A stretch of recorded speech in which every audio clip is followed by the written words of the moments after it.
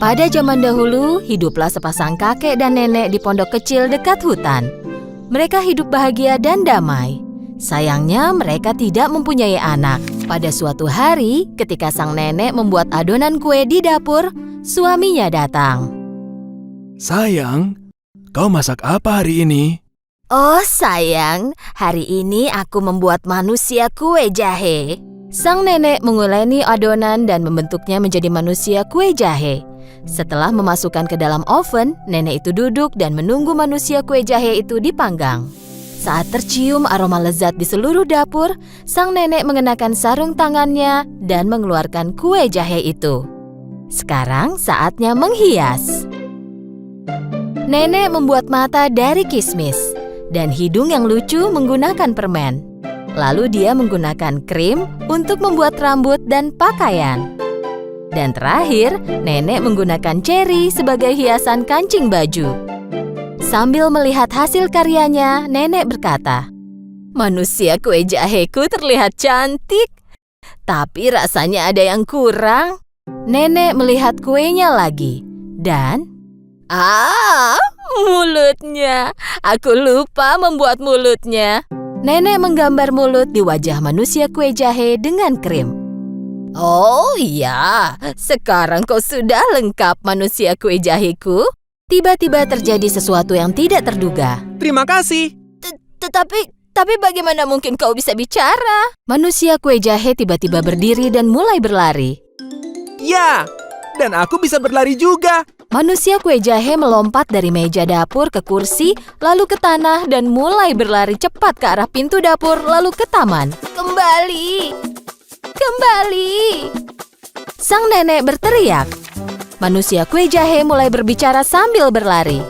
Ya, larilah secepat yang kau bisa. Tak ada yang bisa menangkapku, karena aku manusia kue jahe. Sang nenek pergi ke taman dan mulai berlari mengejar manusia kue jahe. Kakek melihat keluar jendela dan melihat istrinya berlari lalu berteriak. Hei, kau mau lari kemana? Sang nenek menjawab suaminya sambil berlari. Manusia kue jaheku melarikan diri. Aku mencoba menangkapnya. Sang kakek kebingungan. Nenek terus berlari, tetapi manusia kue jahe sangatlah cepat. Rasanya mustahil bisa menangkapnya. Tak lama kemudian manusia kue jahe melewati sebuah peternakan. Sapi yang merumput melihatnya. Kuenya terlihat enak. Aku harus menangkap dan memakannya. Sapi itu juga mulai berlari mengejar manusia kue jahe. Tunggu, jangan lari. Aku akan memakanmu. Ya, larilah secepat yang kau bisa. Seorang nenek juga mencoba menangkapku, tapi tak ada yang berhasil karena aku manusia kue jahe. Sang nenek dan sapi berlari mengejar manusia kue jahe. Dan kali ini, seekor babi melihat manusia kue jahe itu. Manusia kue jahe, cocok dengan lidahku. Tunggu, akan kutangkap kau. Manusia kue jahe menjawab sang babi sambil berlari. Ya, larilah secepat yang kau bisa. Seorang nenek dan seekor sapi juga mencoba menangkapku. Tapi tak ada yang berhasil karena aku manusia kue jahe. Saat berlari, manusia kue jahe di depan, disusul nenek, sapi, dan babi. Seekor ayam yang sedang mencari makanan melihat manusia kue jahe. Pak, itu harus jadi makan siangku. Jadi ayam pun ikut mengejar. Larilah sepuasmu, manusia kue jahe. Aku akan menangkapmu. Pak. Ya, larilah secepat yang kau bisa. Seorang nenek, seekor sapi, dan babi tak bisa menangkapku. Tidak juga kau. Tak ada yang bisa, karena aku manusia kue jahe. Manusia kue jahe berlari paling depan disusul oleh nenek, sapi, babi, dan ayam. Mereka semua terus berlari. Tetapi manusia kue jahe semakin jauh di depan yang lain. Manusia kue jahe sangat senang dan bangga akan dirinya sendiri. Aku adalah manusia kue jahe tercepat dan terpintar di dunia. Iya, itulah aku. Tidak ada yang dapat menangkapku karena aku manusia kue jahe. Saat ia memandang jauh ke depan, manusia kue jahe melihat bahwa dia menuju ke sebuah sungai. Dan dia berhenti, karena dia tahu bahwa air bisa membuatnya hancur. Oh, tidak. Sekarang bagaimana? Nenek, sapi, babi, dan ayam semakin dekat sekarang. Tepat saat itu, seekor rubah licik muncul dari balik pohon. Aku bisa berenang, jika kau mau aku bisa membantumu. Manusia kue jahe berpikir. Bagaimana jika kau nanti memakanku? Kau tak perlu khawatir, aku tak ingin memakanmu, aku hanya ingin membantumu menyeberang. Manusia kue jahe percaya kepada rubah licik itu dan melompat ke atas ekornya, lalu berpegangan sekuat mungkin. Rubah melompat ke sungai dan mulai berenang. Sementara itu, nenek, sapi, babi, dan ayam tiba di tepi sungai dan melihat manusia kue jahe menyeberangi sungai di atas punggung seekor rubah. Mereka melihatnya pergi dengan tak berdaya, karena tahu bahwa mereka tak bisa menangkapnya lagi. Sungai mulai bertambah dalam dan airnya mulai naik. Hei, rubah, naikkan ekormu. Aku hampir saja basah. Naiklah ke atas punggungku, lebih aman di sana. Manusia kue jahe melompat ke punggung rubah. Mereka berenang, tetapi air sungai bertambah dalam. Punggung rubah mulai tenggelam di dalam air. Aku takut kau akan basah. Kenapa tak lompat ke atas kepalaku? Di sana lebih tinggi. Manusia kue jahe naik ke kepala rubah. Rubah melanjutkan rencana dan membenamkan kepalanya ke dalam air. Airnya naik semakin tinggi. Kenapa kau tak naik ke atas hidungku? Di sana lebih tinggi. Manusia kue jahe naik ke atas hidung rubah. Tepat saat mereka akan mendekati tepi sungai, rubah menggoyangkan hidungnya dan melempar manusia kue jahe ke udara, lalu membuka mulutnya. Manusia kue jahe akan jatuh ke dalam mulut rubah dan rubah akan memakannya. Tapi gagal. Saat manusia kue jahe di udara, seekor burung gagak terbang di atas mereka, menangkap manusia kue jahe dengan paruhnya. Rubah hanya berdiri melihat hal itu dengan mulut terbuka. Manusia kue jahe menunggu sang gagak terbang lebih jauh, lalu bertanya, Apa burung gagak memakan kue? Saat burung gagak membuka paruhnya untuk menjawab, manusia kue jahe jatuh dan mulai berlari secepat mungkin. Ya, larilah secepat yang kau bisa. Seorang nenek, seekor sapi, babi, ayam, rubah, dan burung gagak juga mencoba menangkapku. Tapi tak ada yang berhasil karena aku manusia kue jahe. Manusia kue jahe terus berlari dan tidak berhenti. Jika kau melihat manusia kue jahe melewatimu sambil berlari, jangan coba untuk menangkapnya. Karena dia adalah manusia kue jahe dan tak seorang pun yang berani menangkapnya.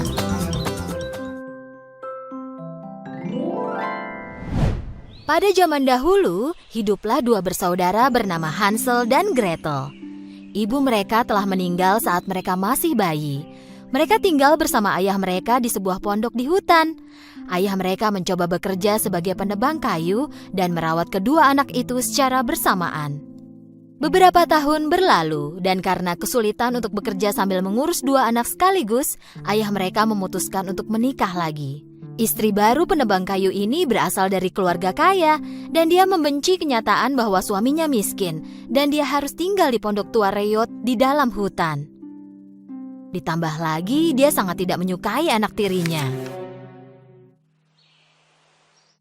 Pada suatu malam di musim dingin, ketika mereka akan tidur, Hansel dan Gretel mendengar ibu tiri berbicara kepada ayah mereka. Bagaimana kita melewati musim dingin ini? Kita tak punya cukup makanan. Jika kita tidak menyingkirkan kedua anak ini, kita semua akan mati kelaparan. Ayah mereka menentang ide itu dengan marah. Tak perlu bertengkar. Aku putuskan besok kita bawa mereka ke dalam hutan dan tinggalkan mereka di sana. Mendengar itu semua, Gretel mulai menangis.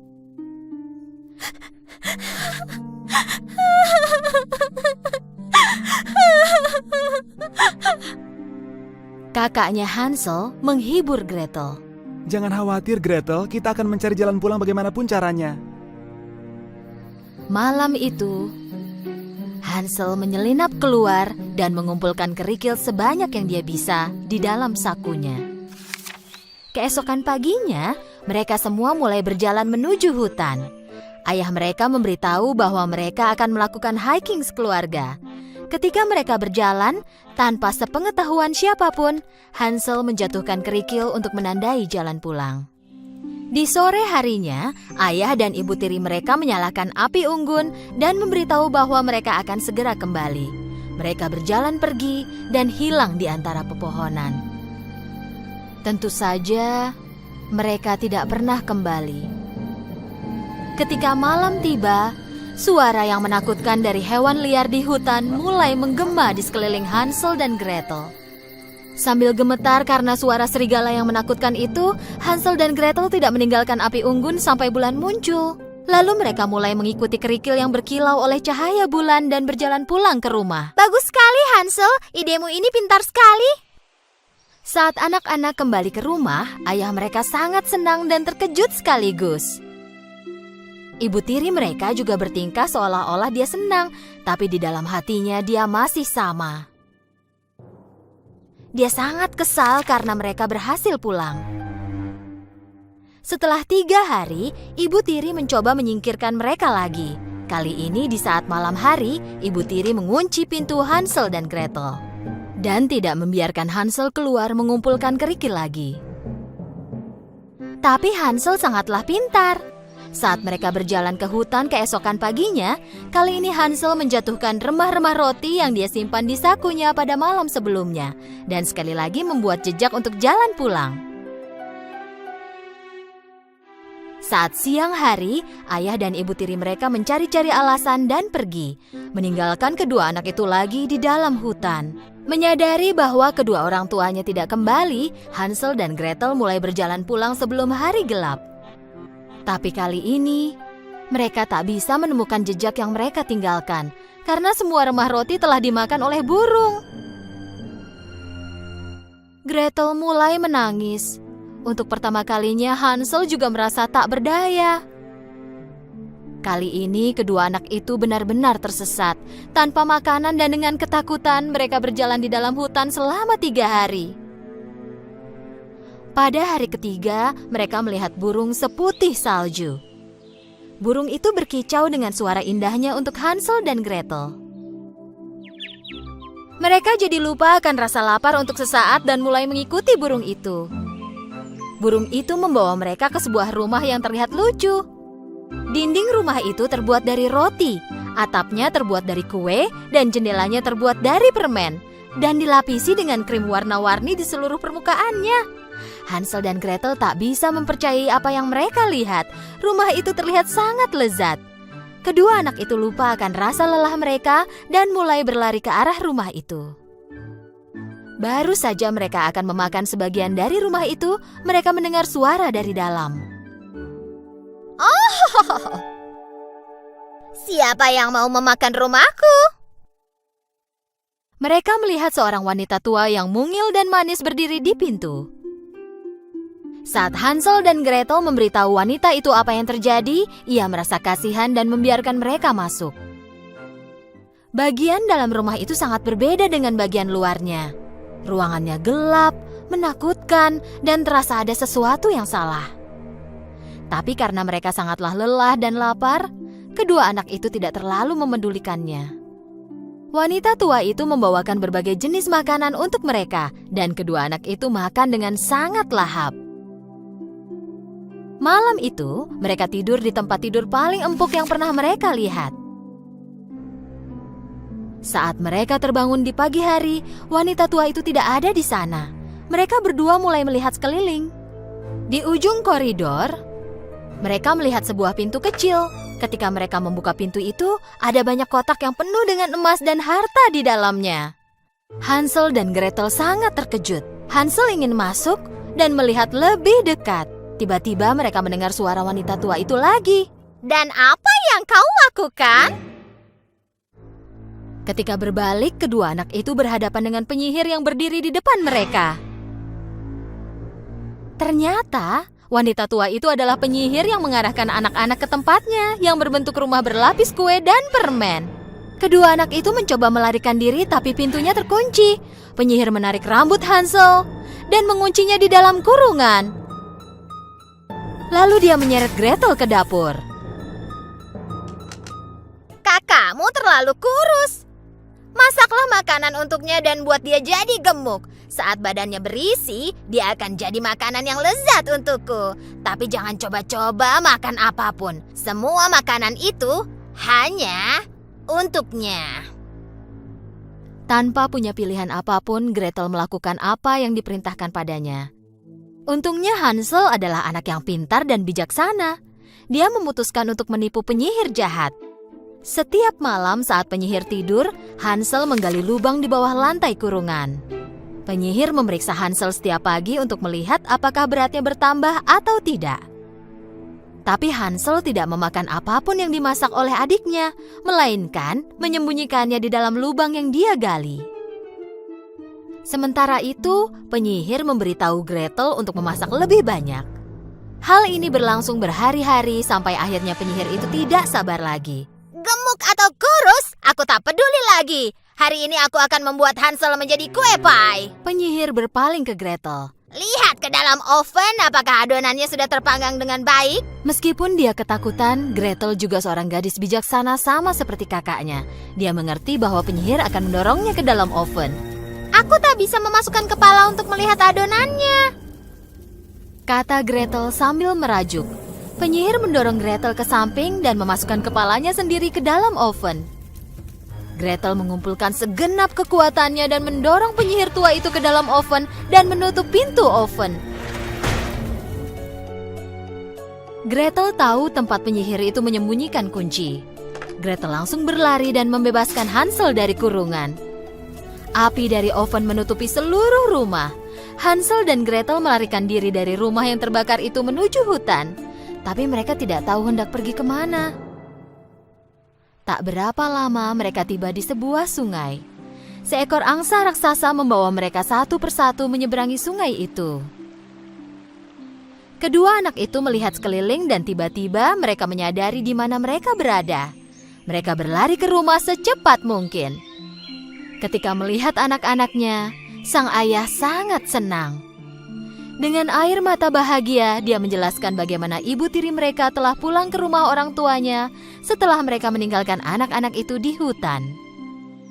Dan betapa sang ayah menyesal atas semua perbuatannya dan tak peduli betapa keras dia mencari anak-anaknya, dia tak dapat menemukan mereka. Kedua anak itu sangat mencintai ayah mereka, sehingga mereka memaafkannya. Tapi kejutan lain menunggu ayah mereka. Hansel dan Gretel merogoh saku mereka lalu mengeluarkan emas dan berlian yang mereka temukan di rumah penyihir. Ayah mereka tak percaya pada apa yang dilihatnya. Semua masalah yang pernah dialami keluarga mereka sudah teratasi. Dan mereka hidup bahagia selamanya. Di suatu hari yang cerah, Alice dan kakaknya berjalan-jalan ke lapangan rumput. Kakaknya Alice sedang membaca buku. Karena itu Alice merasa sangat bosan. Ketika memikirkan hal yang bisa dia lakukan untuk bersenang-senang, seekor kelinci putih melintas. Kelinci itu bicara sendiri. Alice kaget karena tak pernah melihat kelinci berbicara sebelumnya. Kelinci itu mengeluarkan jam saku. Lalu, Oh tidak, aku akan terlambat. kata kelinci sambil bergegas. Alice sangat terkesan pada apa yang dilihatnya. Jadi karena penasaran, dia pergi mengejar kelinci itu. Kelinci itu masuk ke lubang yang ada di batang pohon, dan Alice mengikutinya melalui lubang yang sama. Tiba-tiba Alice mendapati dirinya terjatuh ke dalam sebuah sumur. Sumur itu sangat dalam dan Alice terus turun dengan perlahan. Saat turun, Alice melihat foto-foto, lemari pakaian, dan rak berukuran kecil. Alice merasa seperti sedang berkeliling dunia. Akhirnya, dia mendarat di permukaan yang lembut. Alice menemukan lorong panjang di hadapannya. Dia bangun dan mulai berjalan. Alice melihat banyak pintu terkunci di sepanjang lorong itu, dan kelinci tadi menghilang. Alice takut dia tak akan bisa keluar dari tempat itu. Tepat saat itu, Alice melihat kunci emas kecil di atas meja kecil berkaki 3 yang ada di sampingnya. Alice mengambil kunci itu dan mencoba membuka semua pintu yang terkunci. Tapi kunci itu terlalu kecil untuk semua pintu yang ada. Sambil melihat berkeliling dengan sedih, Alice menyadari ada pintu kecil lain di belakang tirai. Saat Alice memasukkan kunci ke dalam lubang kunci, pintu itu langsung terbuka. Alice sangat senang saat pintu itu terbuka. Di balik pintu itu ada taman yang sangat indah. Tapi karena tak bisa melewati pintu itu, Alice tidak bisa pergi ke taman. Ketika Alice kembali ke meja, dia melihat sebuah botol dengan label bertuliskan, "Minum aku." Alice mengambil botol itu dan meminum isinya. Ketika Alice meminum ramuan itu, tubuhnya mulai mengecil. Karena sekarang badannya sudah cukup kecil, Alice pikir dia bisa masuk melewati pintu kecil tadi. Tapi saat kembali ke meja untuk mengambil kunci, Alice sadar bahwa dia terlalu kecil untuk menggapai meja. Alice mulai menangis. Kemudian, dia melihat sebuah kue di lantai. Kue itu memiliki label bertuliskan, "Makan aku." Karena penasaran, Alice menggigit kue itu. Sesaat kemudian tubuh Alice mulai membesar lagi. Kini dia bisa mengambil kunci, tapi terlalu besar untuk masuk melewati pintu. Alice terlalu lelah. Karena tidak ada harapan, dia mulai menangis lagi. Air mata yang mengalir dari matanya mulai membentuk genangan air hingga ke ujung lorong. Tiba-tiba kelinci putih melewatinya dengan terburu-buru. Alice memanggil, "Tuan, Tuan, tolong, tunggu sebentar, tolong aku." Kelinci itu pergi dengan sangat cepat tanpa melihat ke arah Alice. Tapi sambil berlari, dia menjatuhkan sarung tangan dan kipasnya. Alice mengambil barang milik kelinci dari lantai, dan saat dia mulai mengipasi dirinya, tubuhnya mulai mengecil lagi. Tepat saat itu, Alice terpeleset dan jatuh ke genangan air. Alice dan berbagai jenis hewan yang berenang di air itu mulai terseret ke tepi. Ketika mereka mencapai tepian, mereka semua basah, dan Alice melihat kelinci itu lagi. Kali ini kelinci itu mengira Alice adalah pelayannya, dan meminta Alice untuk mengambilkan sarung tangan dan kipasnya dari rumahnya. Alice pergi ke rumah kelinci di dalam hutan. Ketika masuk, Alice segera menemukan sarung tangan dan kipas milik kelinci.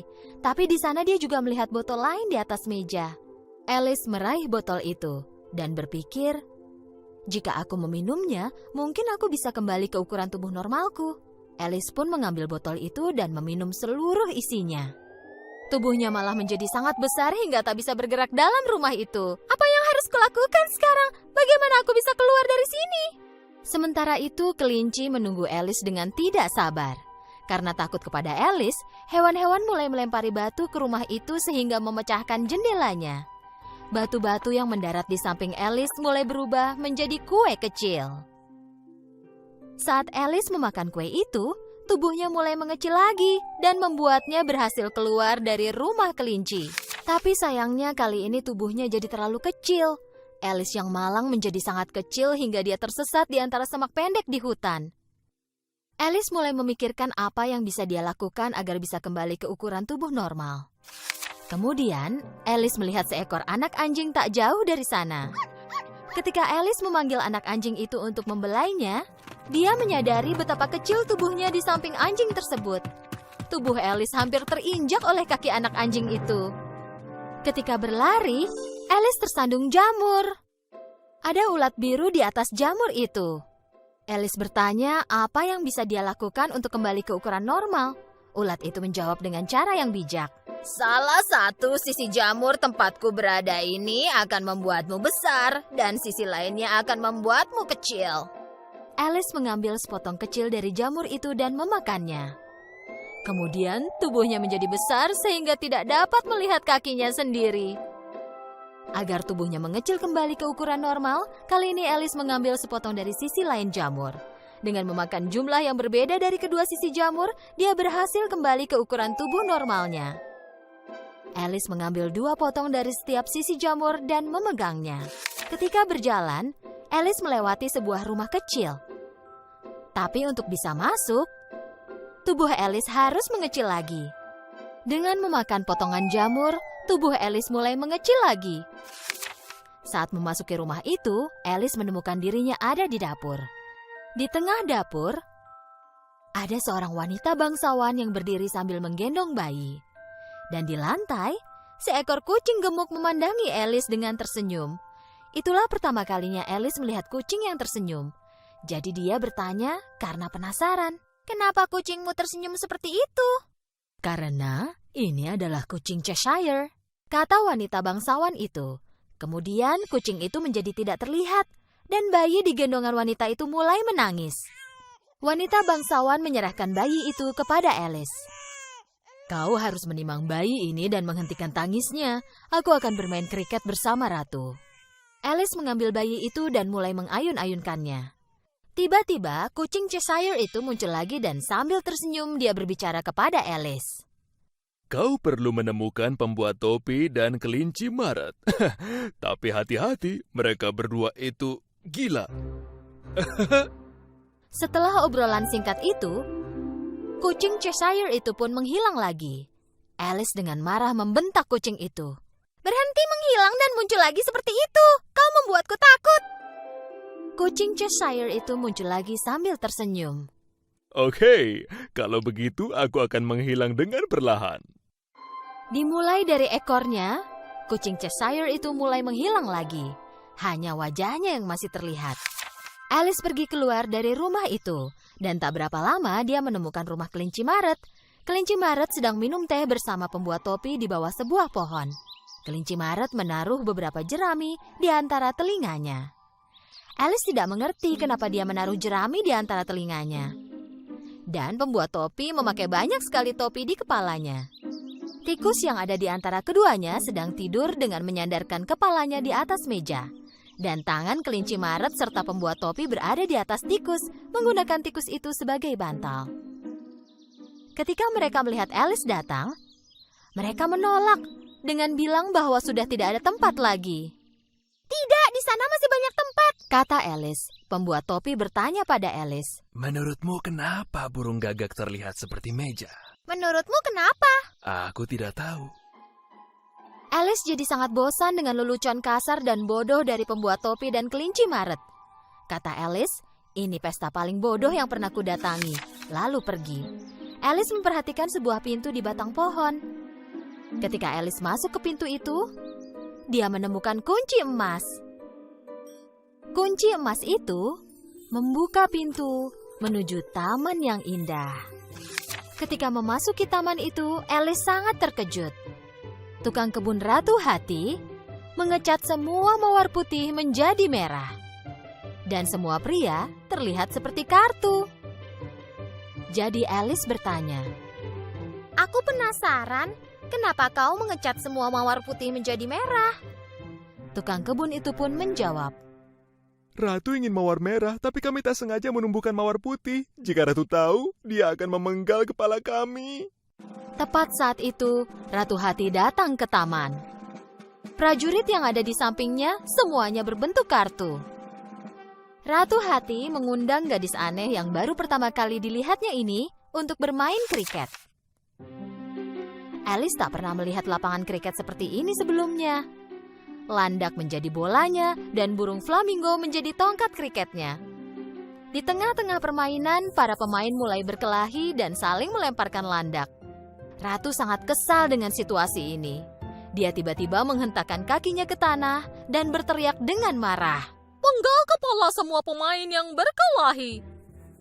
Ratu Hati sangat marah. Dia membatalkan pesta kriket. Dan tiba-tiba terdengar suara yang nyaring. Pengadilan dimulai. Semua orang mulai berlari menuju ruang pengadilan. Sebuah pengadilan akan dilangsungkan untuk Jack Hati yang telah mencuri kue pie dari dapurnya Ratu. Ratu tidak dapat menangkap Jack Hati selama insiden ini. Oleh karena itu, Ratu tak bisa menghukumnya.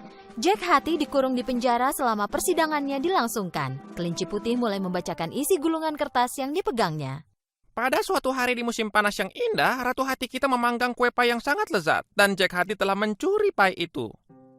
Raja berteriak dari tempat duduknya. Panggil saksi pertama. Saksi pertama adalah pembuat topi. Ketika pembuat topi mulai berbicara di podium saksi di hadapan raja, tubuh Alice tiba-tiba bertambah besar.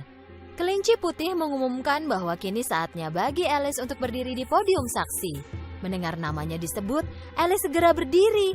Lupa betapa besarnya badannya sekarang. Ketika gaunnya melilit podium juri, Alice membalikan podium tersebut, membuat semua anggota juri terjatuh ke lantai. Ratu meminta Alice untuk memberitahu semua yang dia ketahui. Aku tidak tahu apa-apa, jawab Alice. Ratu membentak dengan marah. Kau tidak tahu? Penggal kepalanya juga.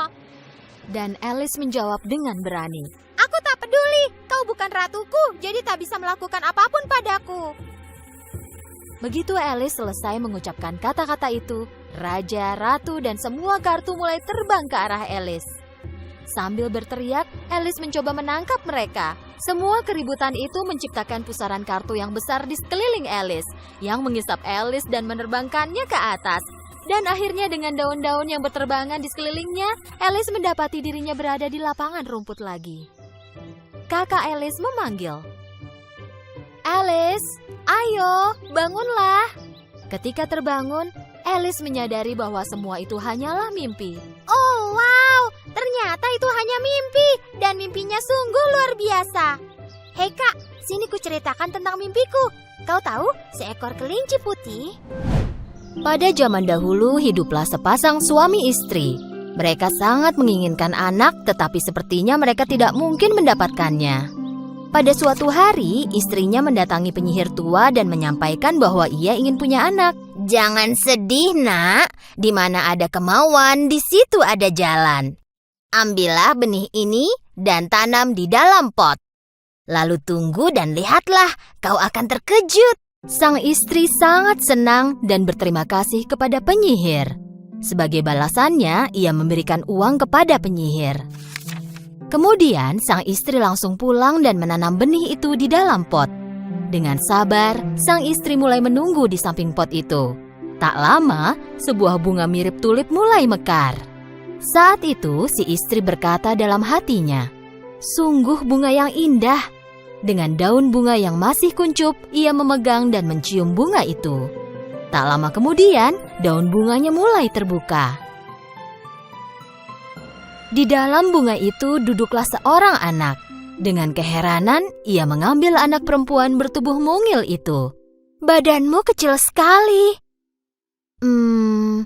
Kau akan kuberi nama Tambelina." Ia membuatkan tempat tidur dari cangkang kenari untuk Tambelina, kasurnya dari daun violet, dan selimutnya dari kelopak mawar. Tambelina cepat beradaptasi dengan kehidupan barunya. Pada malam hari, ia tidur di tempat tidur yang dibuat khusus untuknya. Dan pada siang hari, ia bermain di atas meja dan bernyanyi. Pada satu malam saat Tambelina tidur, seekor katak yang jelek muncul dari jendela. Dia melihat gadis kecil yang tidur di dalam cangkang kenari. Rabbit, oh ya ampun, kau mungil dan cantik sekali. Kau akan jadi teman yang pantas untuk putraku.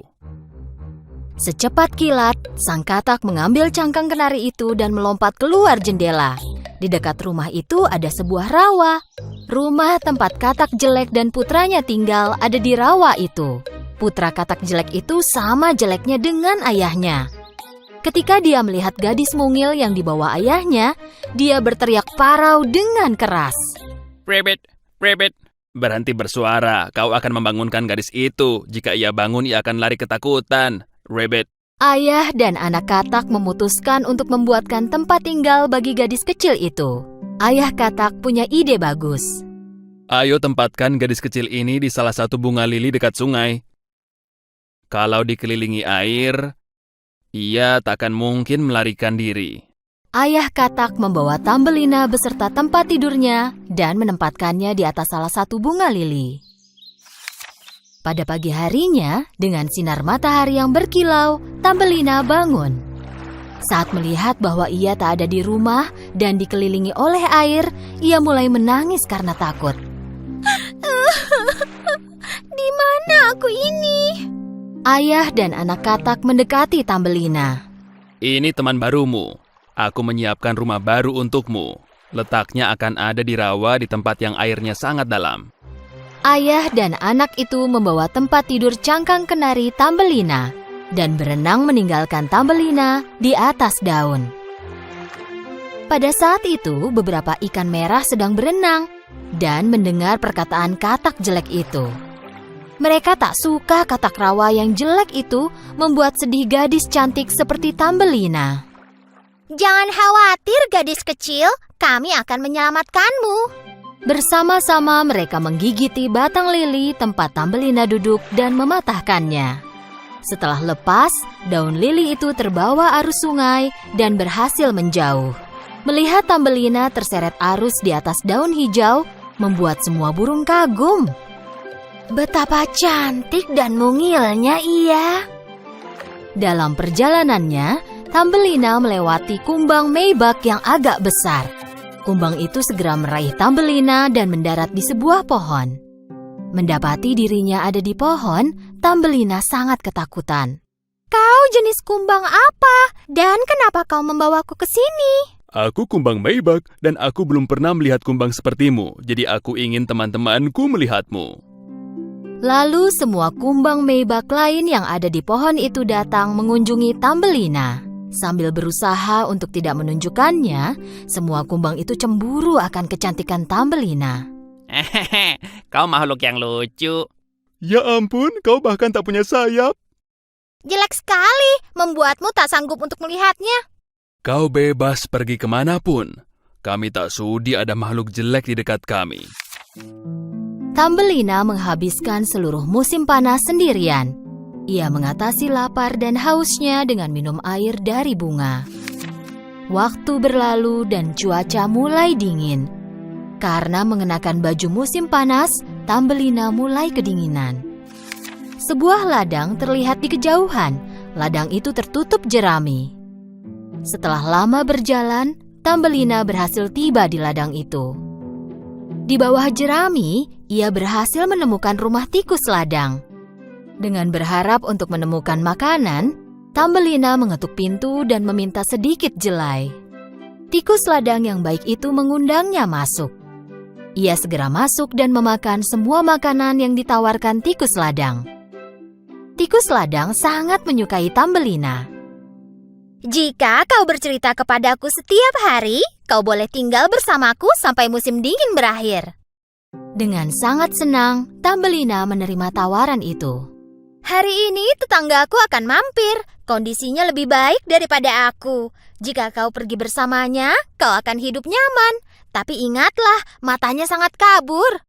Kau akan perlu menceritakan dongeng terbaikmu dan temani dia selamanya. Tak lama kemudian, dengan bulu halus di punggungnya, muncullah seekor tikus mondok. Thumbelina tidak terlalu senang dengan tikus mondok itu, tapi ia tak ingin mengecewakannya, jadi ia pun setuju bernyanyi untuknya. Terbanglah ke Pik, pernikahannya esok hari. Ibu akan membelikanmu sepatu dan baju besok. Meskipun matanya rabun, tikus mondok sadar bahwa dia menyukai Thumbelina dan memutuskan membawanya pulang. Aku berhasil sampai ke sini dengan menggali lubang dan membuat terowongan.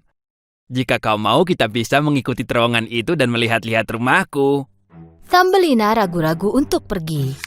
Melihat bahwa tikus tanah setuju, Thumbelina pun menerima tawaran itu. Mereka berhasil menemukan jalan pulang. Di perjalanan, mereka melihat seekor burung layang-layang terbaring miring di tanah. Kepala dan kakinya terselip di bawah bulu-bulunya. Burung ini belum ada di sini saat aku pergi. Mungkin dia jatuh melalui lubang. Thumbelina memikirkan burung-burung di hutan dan ingat mereka selalu berkicau di atasnya. Ia tak tahan melihat salah satunya terbaring seperti ini dan menjadi sangat sedih. Tanpa dilihat oleh tikus ladang atau tikus mondok, ia berpaling ke burung layang-layang itu dan menciumnya. Ini bisa jadi salah satu burung yang berkicau di musim panas. Jika benar aku berhutang kepadanya. Ayo Thumbelina, kami menunggumu. Thumbelina tak bisa tidur malam itu. Ia merajut selimut dari jerami. Pergi ke koridor dan menyelimuti burung layang-layang itu. Ia membasahi daun mint yang juga selimut dan menaruh di kepala burung itu. Cepatlah sembuh burung kecil. Besoknya Thumbelina pergi melihat burung layang-layang itu dan melihat matanya terbuka. Aku tak tahu cara membalas kebaikanmu. Kau merawatku dengan baik. Sekarang aku akan segera pulih. Setelah aku pulih total, aku akan bisa pergi menjumpai teman-temanku di negara yang lebih hangat. Di luar sangat dingin. Kau harusnya istirahat di tempat tidur yang hangat dan bisa cepat pulih. Setelah Thumbelina selesai memberi saran, ia membawakan air di kelopak bunga dan membantu burung itu minum. Kemudian mendengarkan kisah patahnya sayap burung itu karena menabrak semak-semak. Burung yang terluka itu tidak secepat teman-temannya. Dia kelelahan dan terjatuh. Akhirnya musim semi tiba dan matahari mulai menghangatkan tanah lagi. Burung tahu kini waktunya mengucapkan selamat tinggal kepada Thumbelina. Maukah kau ikut ke hutan bersamaku? Aku ingin ikut, tapi temanku tikus ladang sangat sedih jika aku pergi. Aku tak bisa meninggalkannya. Kalau begitu, sampai jumpa lagi Tambelina. Mungkin suatu hari kita akan bertemu lagi. Dengan berlinang air mata, Tambelina melihat burung itu terbang menjauh. Dengan datangnya musim panas, kekhawatiran Tambelina meningkat. Sekarang sudah musim panas. Tikus mondok berbulu halus akan menikahimu. Kita harus menyiapkan pakaian yang indah. Saat musim dingin datang, bersiaplah untuk tinggal bersamaku di bawah tanah, Tambelina. Sebelum Tambelina memulai hidupnya di bawah tanah yang dingin dan gelap, ia pergi keluar untuk terakhir kalinya melihat matahari. Tepat saat ia mau masuk lagi, di atas kepalanya ia mendengar suara burung. Saat melihat ke atas, ia melihat burung layang-layang kesayangannya. Tambelina memberitahu burung itu bahwa ia dipaksa menikahi tikus mondok dan harus hidup di bawah tanah yang tidak ada sinar matahari. Musim dingin akan tiba. Kami bersiap pergi ke negara yang lebih hangat. Ikutlah bersama kami. Kau pernah menyelamatkan aku. Aku ingin membalas kebaikanmu. Kali ini Tambelina menerima tawaran burung itu. Lalu pergilah Tambelina bersama burung layang-layang terbang melewati hutan, lautan, dan pegunungan yang ditutupi salju. Kedua teman itu akhirnya tiba di negara yang lebih hangat. Tempatnya luar biasa. Matahari terlihat lebih cerah dan langit berkilauan. Ini rumahku. Silakan ambil sendiri bunga yang terbaik. Ini indah. Burung layang-layang menaruh Tambelina di sebuah bunga yang indah. Tambelina sangat bahagia dikelilingi keindahan ini. Sambil duduk di dalam bunganya dan melihat sekeliling, ia terkejut. Di dalam bunga itu duduk juga seorang pria mungil yang berkilau seperti kaca. Pria mungil ini adalah peri bunga ini. Setiap bunga punya perinya sendiri. Ia setinggi jari. Ia punya sayap berkilau di bahu dan mahkota emas di kepala. Ini pertama kalinya peri tampan itu melihat gadis cantik yang seukuran dengannya. Siapa namamu, gadis cantik? Namaku Tambelina. Peri itu melepaskan mahkotanya dan memasangkannya ke kepala Tambelina. Jika kau menikahiku, kau akan jadi ratu di antara semua bunga ini. Kau akan hidup sangat bahagia. Setelah menjalani hidup yang penuh kesusahan, bisa ada di lingkungan yang indah ini membuat Tambelina sangat bahagia mendengar lamaran dari peri yang sangat tampan. Peri memegang tangan Tambelina. Dan tepat saat itu, dua sayap muncul di bahu Tambelina. Tambelina kini menjadi ratu peri. Mereka pun hidup bahagia selamanya.